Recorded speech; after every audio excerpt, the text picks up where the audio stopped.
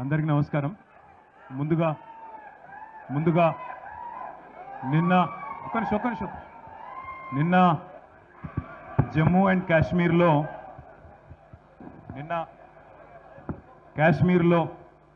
జరిగిన టెర్రరిస్టు దాడి ఏదైతే ఉందో అందులో మరణించిన 27 మంది భారతీయులకి నివాళిగా ముందు ఒక 2 నిమిషాలు అందరం కూడా లేచి మౌనం పాటించి ఆ తర్వాత మిగతా కార్యక్రమం చేసుకుంటాం. Thank you.